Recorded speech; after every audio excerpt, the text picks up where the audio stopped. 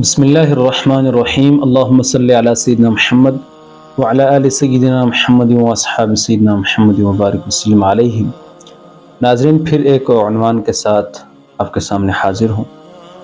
آج کا عنوان مشرکین کے لیے دعا کے تعلق سے ہے کہ کیا ایک مومن، ایک ایمان والا شخص کفار کے لیے، مشرکین کے لیے دعائے خیر کر سکتا ہے یا نہیں۔ ابھی سوشل میڈیا پہ آپ دیکھ رہے ہوں گے کہ آگ جو امریکہ کے اندر لگی ہے اس کے بعد سے ویڈیوز سامنے آئی اور مدد بھی ان لوگوں کو دینے کا یعنی اپنے اعتبار سے لوگوں نے باتیں کی، تو افسوس یہ ہوا کہ ایک جانب غزہ کے مسلمانوں پر ظلم و بربریت اور پھر حمایتی جو امریکہ تھا وہاں پر اللہ سبحانہ و تعالیٰ کی جانب سے ایک قہر برپا ہوا۔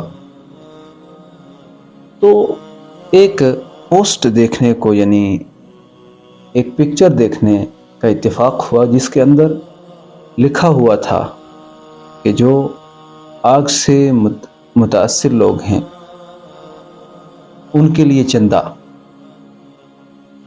اور پھر آگے کس جانب سے وہ باکس لگا تھا تو وہ جماعت اسلامی جو ایک مشہور یعنی گروہ ہے، ٹولہ ہے، اس کی جانب سے۔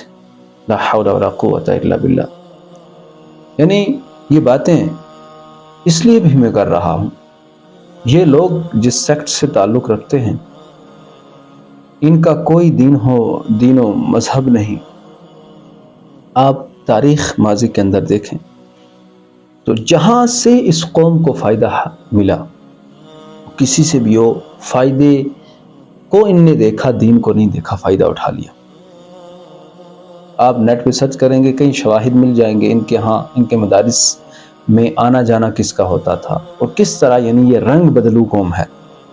اس وقت بھی یہ بچنے کے لیے، اور اللہ جانے کیا ان کے مفادات ہیں۔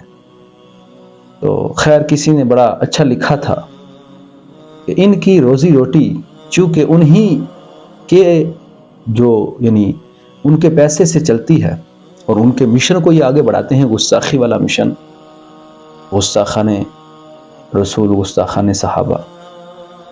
تو اب اس میں کوئی یعنی تعجب کی بات نہیں کہ یہاں سے اب وہ ان کی مدد کر رہے ہیں، لیکن جو ایمان والے ہیں، مسلمان ہیں، نبی علیہ السلام کو اپنا نبی مانتے ہیں، تو ان کے لیے ان کے نبی کا فرمان ہے بخاری شریف کے اندر 2931 حدیث، جو شیر خدا مولا کائنات حضرت علی رضی اللہ عنہ سے مروی ہے۔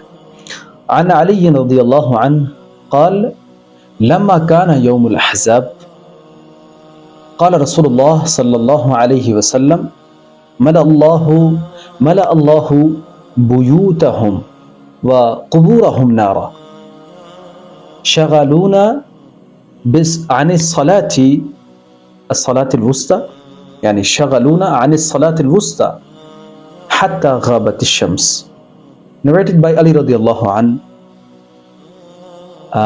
When it was the day of Battle of Al-Ahzab, Rasulullah, Allah's Apostle sallallahu alayhi wasallam said, "O Allah, fill their houses and their graves with fire, as they busied us so much that we didn't perform Salatul Asr, the Asr prayer, till the sun set."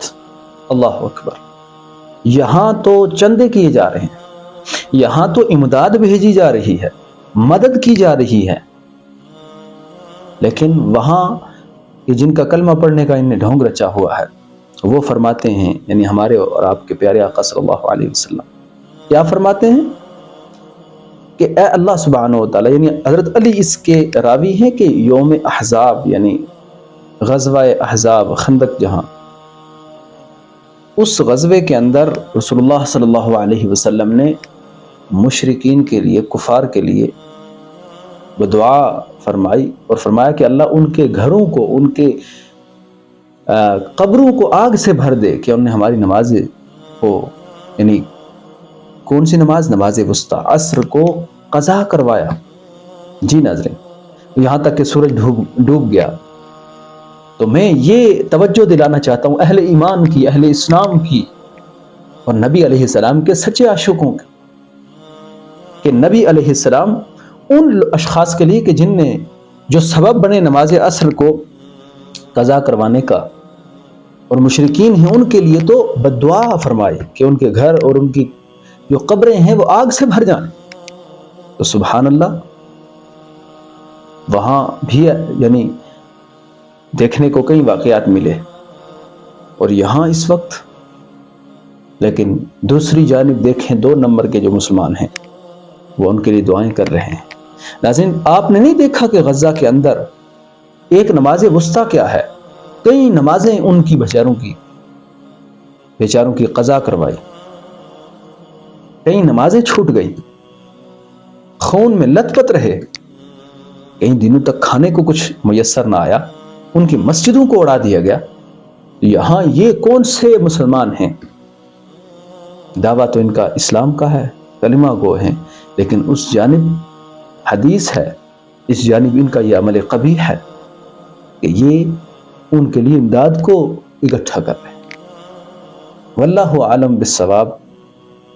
یہ بھی ہو سکتا ہے ناظرین کہ یہ بات social media کے ذریعے یعنی غلط بھی ہو سکتی ہے، لیکن اگر ایسا ہے، اور ویسے بھی تاریخ اسلام میں کئی واقعات ملتے ہیں ان کی امداد کے، کہ ان کی امداد وہیں سے ہوتی ہے، اور ان کا مشن یہ آگے پروموٹ کرتے ہیں۔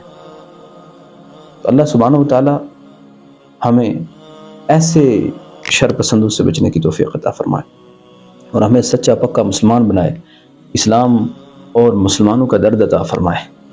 جو کچھ میں نے بیان کیا آپ نے سنا۔ والسلام علیکم ورحمۃ اللہ وبرکاتہ۔